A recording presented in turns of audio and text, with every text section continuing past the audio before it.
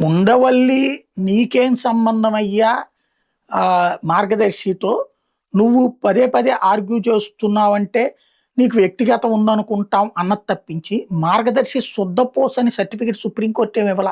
శుద్ధపోసని certificate మనకు మనం ఇచ్చేసుకుంటున్నాం, మన అనుకూల దురదగాళ్లతో రాయించుకుంటున్నాం. మార్గదర్శి ఫైనాన్స్ ఇప్పుడు పెట్టామా మనం? మార్గదర్శి ఫైనాన్స్ని మూసేయడంలో తప్పు మూసేసాము. ఎందుకు మూసేసాం మనం? రిజర్వ్ బ్యాంక్ ఆఫ్ ఇండియా ఆర్డర్లు లేకుండా, రిజర్వ్ బ్యాంక్ ఆఫ్ ఇండియాతో దరఖాస్తు చేసుకోకుండా హిందూ అవిభాజ్య కుటుంబ సంస్థ కిందన రిజిస్టర్ ఉంది అని చెప్పాం.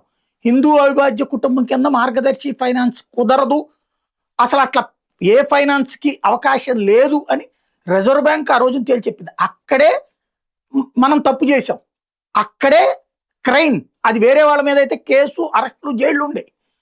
సహారా వాళ్ళదేంటి? ఎలాంటి కేసులు ఎదుర్కొన్నారు వాళ్ళు? అలాంటి పరిస్థితులు ఉండే.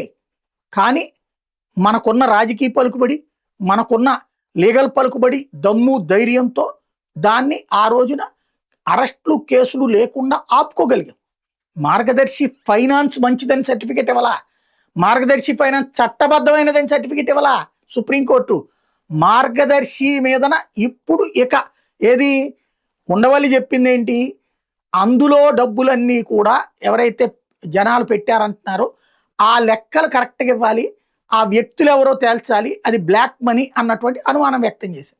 ఒక 5 కోట్లు డబ్బులు వెనక్కి తీసుకోలేదు, ఆ డబ్బులు వెనక్కి ఎందుకు తీసుకోలేదు, అది ఎవరిదో బ్లాక్ మనీ అయి ఉంటుంది అన్నటువంటి ఆయన దాన్ని తోసిపుచ్చింది కోర్టు. మార్గదర్శి ఫైనాన్స్ కనుక కడిగిన ముత్యం ఎప్పుడవుతుంది? మళ్ళీ మార్గదర్శి ఫైనాన్స్ మీరు పెట్టుకోవచ్చాయా? మీరు అనవసరంగా జగనోళ్ళు కేసులు పెట్టారు, ఉండవల్లోళ్ళు కేసులు పెట్టారు, భయపడిపోయారు, రిజర్వ్ బ్యాంక్ పొరపాటు చెప్పేసింది, మీరు పెట్టుకోండి అని సుప్రీంకోర్టు చెప్తే కరెక్ట్ అవుతుంది.